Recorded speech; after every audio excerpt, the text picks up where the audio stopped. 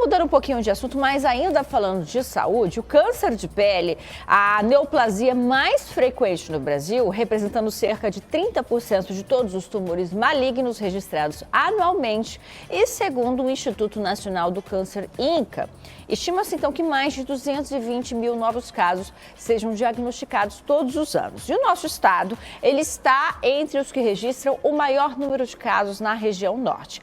Hoje, então, a gente vai conversar com o médico oncologista Peter Silva, que vai explicar para a gente um pouquinho mais sobre este assunto. Tudo bem, doutor? Seja bem-vindo conosco mais uma vez.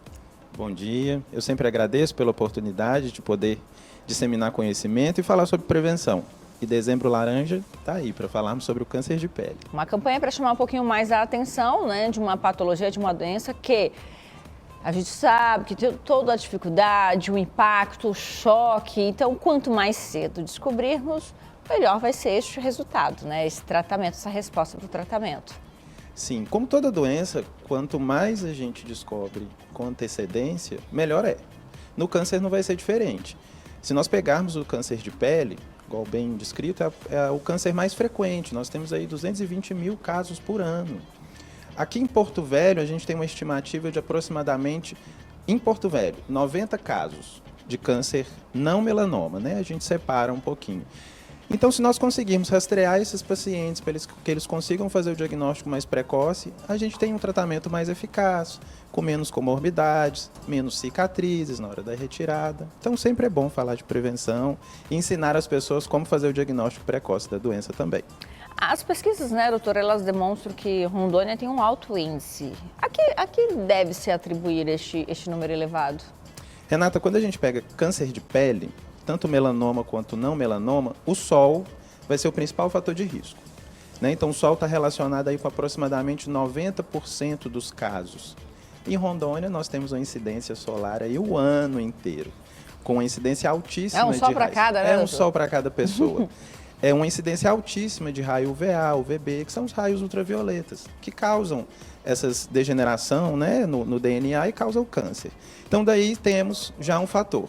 E nós temos uma incidência aqui em Rondônia da população do sul, né, uma miscigenação maior. Então temos pessoas com peles claras, que também é um fator de risco para o câncer de pele. Então por isso que Rondônia desponta aí nas primeiras colocações quando a gente fala da região norte. Tá, então você já falou aí exposição solar, já falou também sobre a questão de raças, né, das etnias, das cores, né, de pele. Né, peles brancas têm uma maior incidência. Que outros fatores a gente tem de risco, doutor? Nós teríamos histórico na família. Se você tem um parente de primeiro grau que teve muito câncer de pele, muitas das vezes ele nem chega a ser diagnosticado, Renata. Às vezes a pessoa negligencia muito. Aquelas manchinhas de pele estranha que nunca cicatrizam podem ser câncer de pele. Então, se você tem um parente, pai e mãe, que tem diagnóstico dessa doença ou muitas manchinhas na pele, também é outro fator de risco. E nós temos algumas doenças genéticas específicas, algumas síndromes, que aumentam muito o risco para câncer de pele. Mas nesses casos, a gente vai ver um histórico na família muito positivo e de doenças agressivas, né, com volume alto de doença. Os principais fatores, para a gente resumir, sol e tom da pele. Esses são os principais. Uhum. E prevenção, doutor? Quais seriam os métodos de prevenção? Inclusive, a gente separou ali uma imagem para que você pudesse falar um pouco mais sobre esses pontos, né, da prevenção. Use protetor solar diariamente, mesmo em dias nublados. Salvo engano, corrija-me se eu estiver errada, doutora, até essa questão da nossa exposição à luz, né? A luz branca mesmo, a luz dentro de casa, dos aparelhos, dos dispositivos, isso também a gente tem que se proteger. A incidência de raio ultravioleta vai ser por via do sol mesmo, né? Então esse é um principal fator para nós usarmos protetor solar, de pelo menos 60, né? Com um fator de proteção acima de 60. Isso o dia todo, igual você tem dito. Se tivermos contato com água, ele deve ser trocado, repassado a cada 2 horas. E essa luz, a luz do dia a dia, a luz de casa, ela também tem uma incidência de irritação na pele. É óbvio que é muito menos, mas ela também agrava fatores, inclusive de envelhecimento precoce. Ela tem capacidade de destruir colágeno. E se ela consegue destruir colágeno, ela consegue gerar um pouquinho de erro genético, pouca coisa, mas o ideal é utilizarmos protetor solar, inclusive sob essas luzes. Ainda aproveitando ali, então, a imagem que a gente tem de todos os fatores de prevenção, evite a exposição ao sol entre as 10 e as 16 e agora eu, como uma futura adulta, que eu vou te apertar, doutor. Que aí vem a confusão na minha cabeça. Porque fala-se, por exemplo, que para a absorção da vitamina D, para que haja um mecanismo mesmo de absorção, que não é bem esse sol, o sol saudável. E aí, como é que a gente fica nesse dilema? Pois é. Para a fixação, vamos dizer assim, a ativação da vitamina D, realmente a gente precisa de raio ultravioleta. E nós precisamos tomar sol sem proteção, sem o protetor solar, porque ele justamente protege contra o raio UVA e UVB. E precisaríamos de uma exposição de aproximadamente 30% da pele. Isso é meio que inviável nesse horário aqui pra gente. Então nós ficamos num dilema, sim, entre níveis de vitamina D adequados e proteção da pele. Felizmente temos outros recursos para essa suplementação. Sim. Né? Quando a gente pega risco-benefício, entre o risco de ter câncer de pele e o risco de ter baixa de vitamina D, eu prefiro suplementar com a vitamina D ou tomar um pouquinho de sol fora desse horário, que talvez vai ajudar um pouco também. Mas não, nesse horário é bom a gente evitar completamente o sol. Boa. Ainda falando sobre prevenção, tem ali os tópicos, né? Ao se expor ao sol, use roupas com proteção solar, bonés e chapéus. Mas a gente sabe que existe ali produtos mais baratos, produtos mais caros, originais, réplicas. Essa proteção física, ela tem que ser de qualidade mesmo, doutor? Ou simplesmente, ao se criar uma barreira física, de ter ali uma camisa, um chapéu, isso eu já consigo uma proteção? A barreira física já vai reduzir um pouquinho a incidência do raio UVA, UVB na pele. Mas ela não tem fator de proteção como o protetor solar. Então precisaríamos de uma malha específica que ela consegue repelir esses raios. E a gente tem que entender que da mesma forma que temos protetores solar, filtros solares de não tão boa qualidade, nós temos malhas de não tão boa qualidade. E lembrar também que ela tem um limite de proteção. Da mesma forma que o protetor solar, nós temos os fatores de proteção. Isso acontece com a malha também. Então não é vestir uma blusa, que a gente dá um nome às vezes de segunda pele, que pega o braço todo, com proteção e você achar que está o dia inteiro protegido. Não, ela dura um pouquinho de tempo. Passou daquele fator de proteção, você já vai estar incidindo o raio UVA UVB na sua pele também. Boa. Ainda falando sobre prevenção, para que você de casa faça o dever de casa, pratique o autoexame da pele e esteja atento a sinais e pintas. Inclusive, saindo desta imagem para outra imagem que o doutor trouxe para a gente também, que demonstra ali como que essas lesões têm características específicas para que eu possa ali identificar o primeiro sinal, né, doutor? Renata, nós temos um mnemônico que a gente brinca, que é o ABCDE, que é uma forma da pessoa conseguir fazer o autoexame em casa dessas lesões. O A seria de lesões assimétricas. São lesões que não têm que ela não consegue ser dividida da mesma forma. São lesões que têm um lado mais achatado, outro lado mais bem definido. Então, lesões com assimetria. O B, a gente fala da borda da lesão. Uma lesão com uma borda não tão bem definida. Uma lesão que você não consegue delimitar ela. Quando eu falo lesão, gente, é pinta, viu? Lesão, pinta, a gente fala disso. Então, o B de borda. Se você observar uma lesão que não tem borda muito bem definida, olha, a gente tem que ficar atento. Então, vamos para o C. O C, falamos de cor. Geralmente, essas lesões têm que ter, essas pintas, têm que ter uma cor só.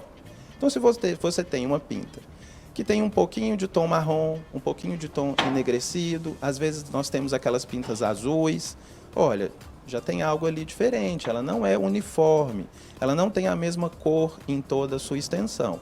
Já temos um sinal de alarme também. O D. O D vai de dimensão, que seria de tamanho. Todas as pintas maiores de 6 milímetros, vamos pegar aí meio centímetro, é um sinal de alarme. Já é uma lesão, uma pinta maior, que ela precisa ser estudada. Ela precisa ser avaliada de melhor forma. Principalmente aquelas que eu vejo que estão crescendo, né, doutor? Exatamente. isso é um outro do mnemônico lá pra gente. Eu tô dando spoiler. Tá dando spoiler. Que é o próximo, que é o E, de evolução. Aquela lesão, aquela pinta que vem crescendo, que ela tinha um formato uniforme, era uma cor só, e agora ela está começando a apresentar duas cores, uma borda mais indefinida, começou a apresentar sintomas, ela está coçando, ou ela começou a criar casquinha e Mas é natural que sangrando. pintas cresçam, doutor? Não, elas não devem crescer. Porque normalmente já, quando é sinalzinho de nascença, já tem ali, Exatamente. ele fica ali do mesmo tamanho. Vai crescer, claro, ali no desenvolvimento da criança, mas depois na vida adulta fica do mesmo tamanho, né? Essas lesões, essas pintas da infância, a tendência é elas proporcionalmente diminuírem, né? Que o corpo cresce, então essas pintas vão diminuindo. Então não é normal você ter uma pinta que ela vá crescendo no decorrer do tempo.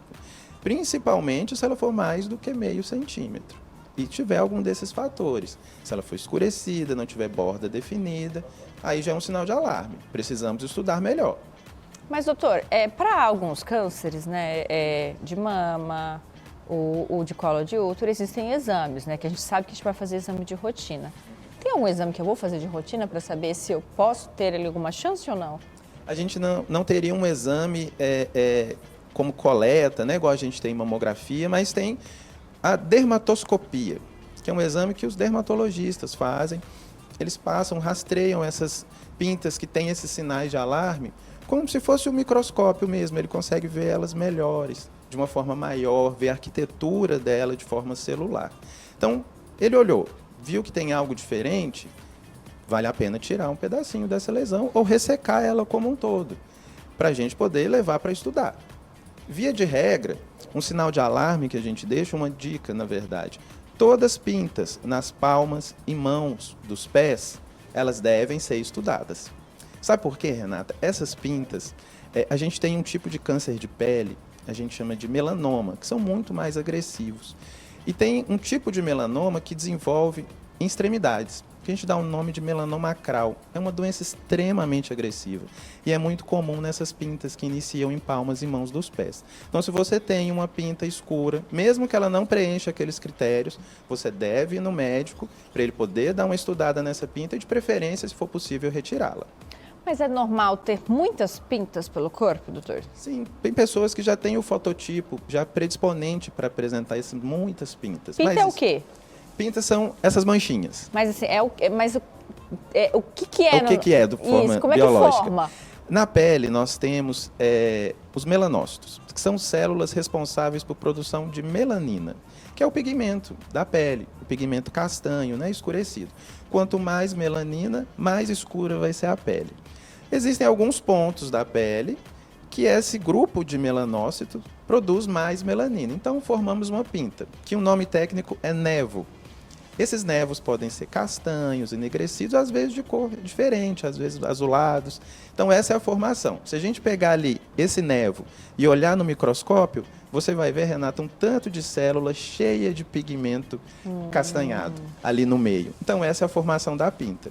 Tem pessoas que já têm geneticamente predisposição a formar muitas pintas.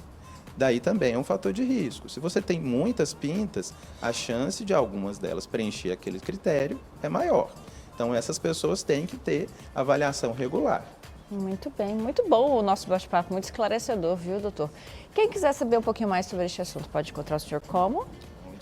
Nós atendemos na Oncológica do Brasil, né? A gente atende como oncologista clínico lá. E o oncologista faz além do tratamento, né? O paciente já vai com a doença diagnosticada, mas nós fazemos indicação de rastreio, prevenção, aconselhamento genético, inclusive de câncer de pele.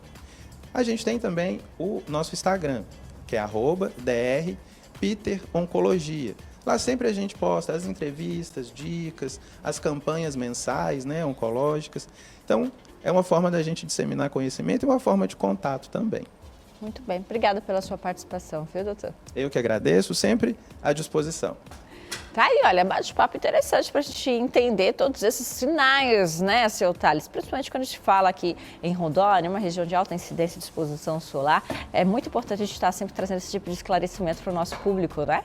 Sem dúvida, Renatinha, e a gente já falou bastante sobre esse assunto aqui, como que o Rondônia, infelizmente, ainda registra bastante, né, números alarmantes aí em relação ao câncer, e o câncer de pele é um deles, sem dúvida alguma. O que a gente deixa sempre de dica é a prevenção.